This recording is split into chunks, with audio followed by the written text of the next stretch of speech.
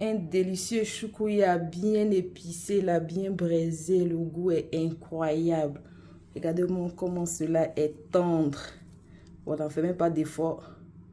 La chair se coupe toute seule.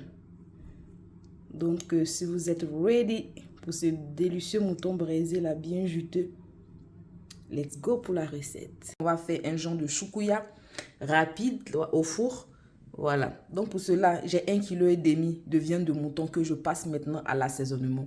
Cette recette-là, c'est aussi une bonne idée pour les fêtes, franchement.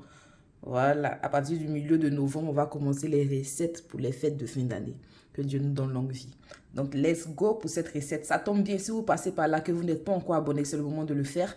De cliquer sur la cloche de notification pour ne rien rater des délicieuses recettes que je vous propose. Et aussi, si vous avez aimé la vidéo, n'hésitez pas à lâcher un gros pouce bleu. C'est ce qui vous permet de supporter cette chaîne. Et let's go pour la recette. Je vais commencer par ajouter un peu de poudre de paprika comme ceci à l'intérieur. Là, on va ajouter une bonne cuillère à café. On va dire même 1,5 cuillère. Ce qui va donner un petit goût rosé là à notre viande. Voilà.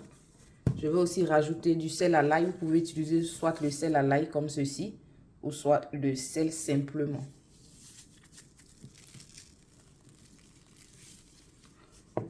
On va aussi rajouter du majoran comme ceci.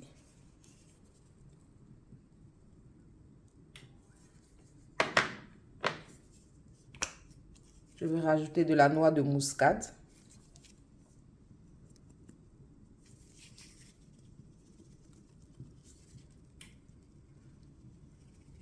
La viande de mouton, c'est une viande qui est assez d'odeur. Donc, il faut vraiment bien assaisonner cela. Et je vais mettre aussi du thym séché comme ceci. Grave. Et on va rajouter aussi de la coriandre.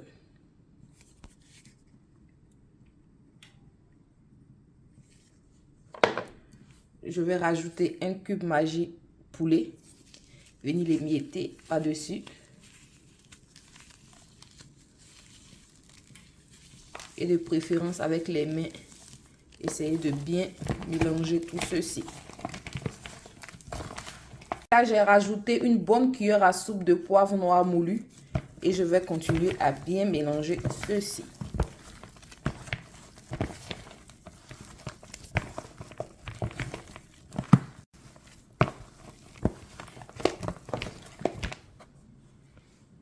Après une bonne heure, j'ai renversé ma viande dans la plaque qui va passer au four. Là, je mets du papier tout d'abord par-dessus. Du papier de cuisson. On va commencer par ça d'abord. Et après, on va venir ajouter par-dessus du papier alu. Ma viande l'a bien emballée comme ceci. J'ai mis le four à 180 et je vais laisser pendant une bonne heure de temps. Une heure du temps après, vous constaterez qu'il y a le jus qui a bien tari ainsi. On va maintenant laisser tout ça ouvert. Je vais venir mettre juste du papier alu là-dessus. On enlève le papier. Et on va laisser ça braiser gentiment.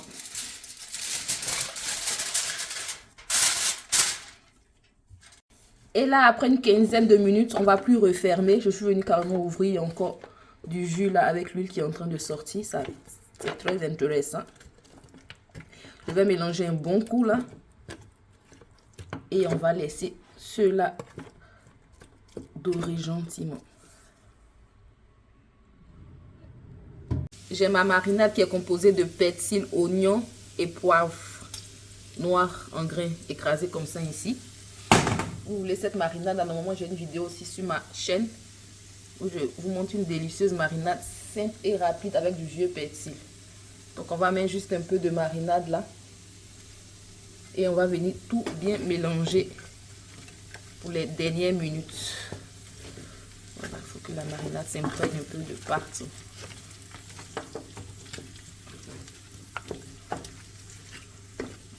Oh, ça sent bon.